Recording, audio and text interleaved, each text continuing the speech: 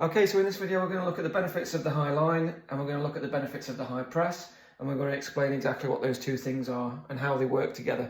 A high line in football is when we bring the back line, so this is our back four in red here, when we bring them high up the pitch, and what that does is compacts the pitch for the opposition, makes it harder to play through, so we've got more chance of winning the ball back, and in relation to the other topic, we've got more chance of winning the ball back higher up the pitch.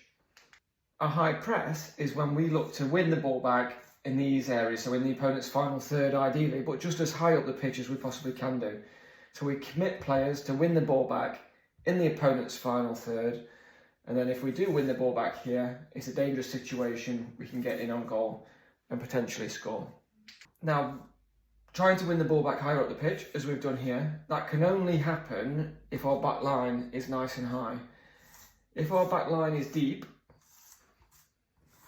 and we try to go and press here, what can happen is that pockets of space appear because the gap in between defence and midfield is too high. So you look at the gaps there, players can drop into those zones, and the gaps between midfield and attack are too big as well, so players can drop into those zones. If players press by themselves here, and that's not backed up, and it's not backed up here to lock onto these players, if players don't react as a team and they go individually, if we play quickly as the blue team, and we play with less touches and we play quickly, we can get through the lines very easily, and we can be into the opponent's final third very easily as well. So when we are playing a strategy where we want to press high up the pitch and we want to win the ball high up the pitch, it's really important that it's dictated by this back line. They have to press the action here. Them pressing high up the field forces these players to press and lock, and that allows us to go and win the ball much higher up the field. When we are looking to implement a high press strategy, it might be that we're working on certain pressing triggers. So if the Reds are defending here, they've probably pressed across the pitch, they're getting into their shape, and they're waiting for a pressing trigger. And it might be a number of things. The standard pressing triggers are a backwards pass, which could force a press. It could be a bad touch, so this player here has had a bad touch and we're pressing here, and then all of a sudden we're locked on and we're all out in the press.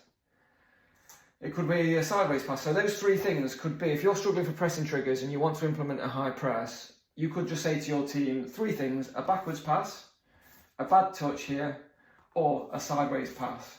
Those three things we press on as a team and we all decide to go. If you want to be a bit more advanced in your pressing triggers, you might decide that certain areas of the pitch are where you press. So actually, the red team are defending here. They might say, in wide areas, we allow them the ball. As soon as they play into a central area, that's when they press. So he might be progressing here, or she, and we have to drop a little bit deeper because the wide area has got the ball and we're just staying within our block and we're allowing them to progress. The wide person's come down here. And as soon as they play into a central area, that's when we decide to press quickly. Or it might be a little bit more lateral than that, and they decide to press into a central area there, and we've had to press up and press and go and press. But as soon as it comes back out wide, into a wide area, we drop into our shape, and we allow them, and we just contain them there. Having certain pressing zones is something that's really beneficial. So you decide what areas of the park you want to press in. It might be actually that you work in the reverse and you just contain when it's in a central area here,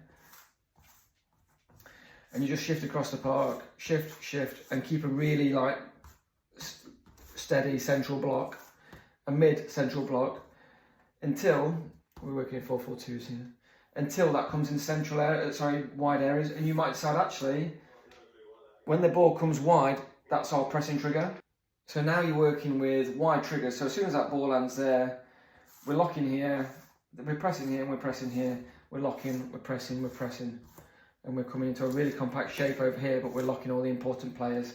And we concede that space because we know they're either going to have to go long to get there or risk a much longer pass to get there, and we're pressing when it comes to a wide area.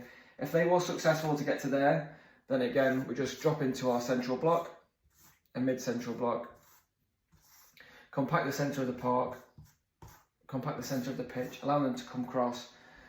Maybe that comes there, maybe that comes out here, and again, that's our trigger, so we go, maybe that comes there, and we all try to get around the ball and we press, and it's a heavy press in those wide areas. However you want to play, whatever your style is, you decide, but define what your pressing triggers are going to be before the game starts. Now, what are the risks of a high line? Now, let's say the play's developed here. The opposition centre-back's got the ball. We're shifting across into a mid to high central block here, but we are high. Our rules of engagement are that we stay high, and our principles of play that we play a high line. So what that does actually is if this player is able to progress here, there's not a lot of pressure on the ball. What do we think the risks are here? It means that the opposition wingers can get high, and that engages all of our back four because they've got two players up here as well, two strikers. Our back four is dangerously high. That means this is the risky area, right? So we've got a risk here. If that ball just goes there, then that can happen, and they're through.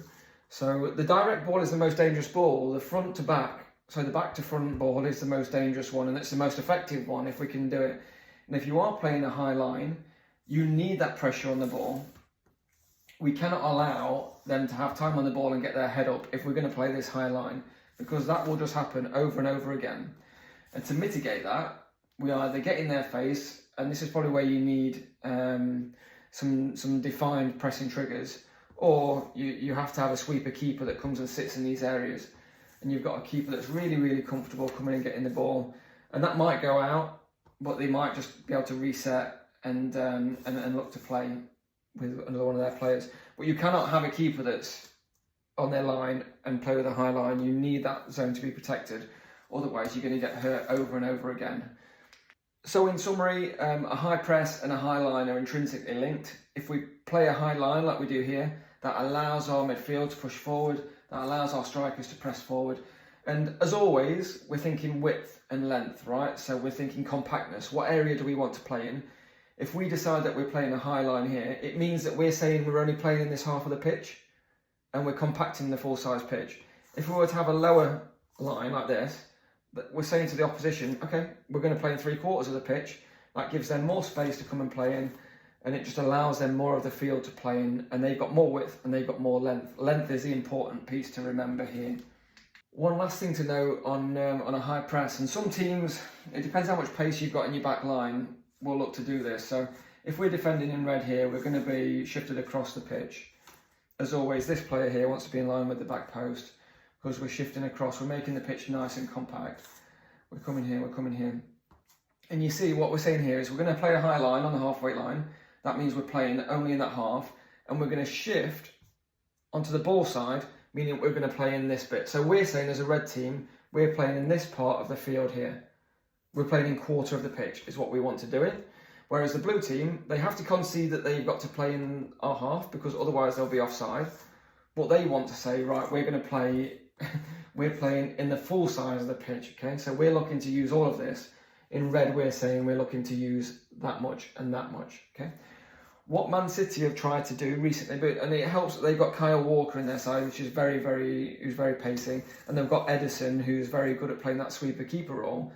They will push the boundaries of how far their high line comes, and they will push a press with their back line coming further into the opposition's half. The opposition generally will come with them because they're playing at the Etihad, and they'll come further down the pitch. So we've got back four here, midfield 4. How many players have we got there? So midfield 4, 2 strikers. Sorry, midfield 4 here. So they're planning to play that.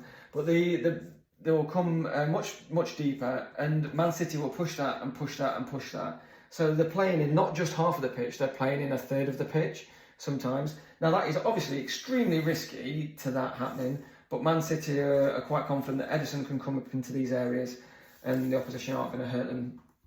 But that's how we play a high line. That's the principles of a high line. You determine your own strategy, your own risk levels, your own risk tolerance to a high line and a high press. They are very, very risky strategies, but they're high reward strategies as well if you get them right.